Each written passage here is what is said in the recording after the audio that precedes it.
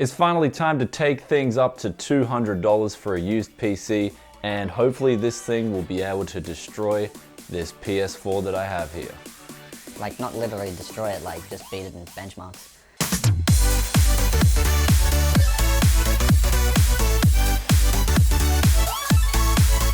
First things first, let's detail what parts we have here today and how much each component costs, and then I'm going to do a little bit of cleaning and bring all these parts up to brand new. So starting from left to right on the parts, we have the CPU, RAM and motherboard, which came in a set for $82 shipped roughly, and it features 8GB of DDR3 memory, an i5-750 4-core, and also an Asus P7 P55DE motherboard. To the right of that, we have an R7 270 from XFX, which I managed to pick up for $97. And then just below that, we have a 500GB Western Digital Black Enterprise Storage hard drive, which I got also for $11 shipped. To the right of that, we have a Sith cooler there, which I managed to pick up a while ago for about $10. And then above that, we have an Antec 650 watt power supply, which I picked up for $14 shipped off the internet. And then just behind that, I have the final component, which is the case, where I picked that up for $2 down the junk store. So that leaves the total price of all these parts to around $215. Also keep in mind that I do not know yet if all the parts are fully functional. So let's give this a good cleansing, and then we're going to test the parts and see if they all work.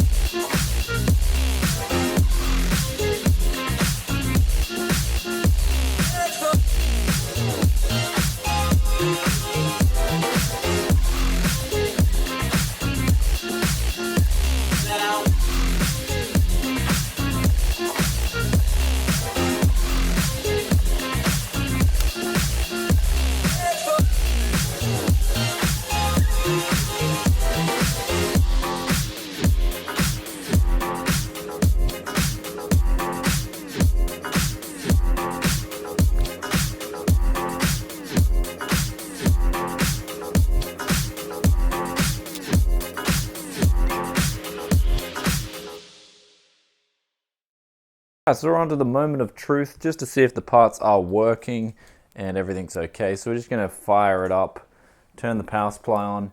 And something interesting about this power supply is it does not have any Molex or SATA connectors on it. So I'm kind of like really surprised about what's going on here. So, you know, hopefully we get a signal. And that's all we're really looking for here is... because I know the graphics card works as well. I already tested that and made a tweet about it. Trying another power supply now, and I know it's not the power supply now. So I know it's not the graphics card either because I've tested that. So what we're going to do is we're going to use our $100 PC that we built before, and since it's the same platform, I can switch the CPU and the motherboard and also the RAM. So we're going to get to the bottom of this actually pretty quickly.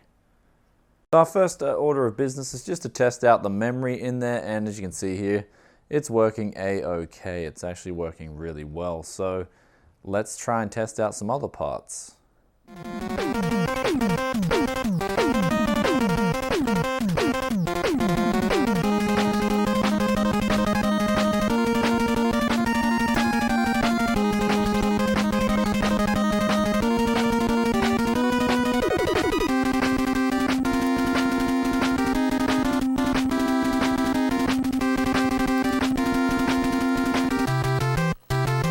So we started the CPU up, and I don't know if you guys can hear it, the fan's just going at full speed, so I think we have another i5. Like, wow, what is it, 2 i5s now that are bricked? Like, what is it with Japan and selling dudded i5s? I don't get it. Okay, so we've got the motherboard now working with the i3, so this is really good news. At least we didn't get completely hosed in this deal. However, as we saw before, we've got another bricked i5, so I really don't know what's going on there.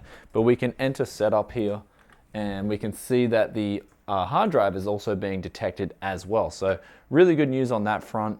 At least we've got something that's working now. So I'm gonna have to, pretty much order another CPU in, and we're going to move on to a conclusion for this first part. Okay, so I've just sanded back the pins on the bottom, or the pads on the bottom here a little bit, so I'm going to see if that helps. I mean, I will give it one more try because, you know, that can sometimes be a problem. So we're going to try and put this back in and see if it fires up again. So we're going to give it one more try, and if not, this CPU is definitely buggered. So I mean, I've cleaned the contact pads. It's the only thing I can really do with this bad boy. So we are going to give it one more try, and hopefully we can get something out of it this time. So I'm just going to check the...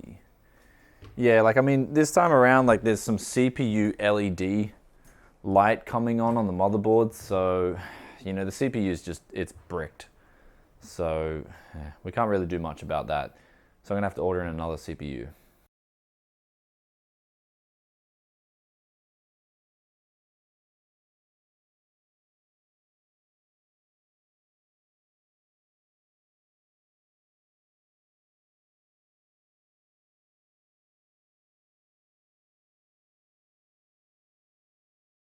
So to conclude what happened today, we have another bricked CPU. So now I've got 2 i5 750s around here that don't work.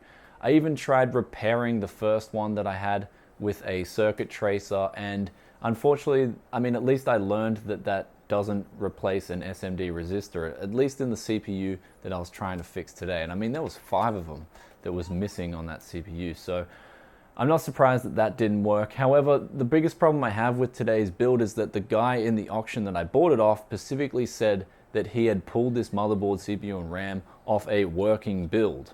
And I seriously do not know how a CPU gets damaged before a motherboard in shipping or whatnot. So it sounds like a load of crap to me. I'm pretty frustrated about that. It's mainly the time thing and all the messing around to diagnose that the CPU doesn't work. That's the biggest thing. You know, it's not like, okay, I lost $20. It's not the end of the world for me.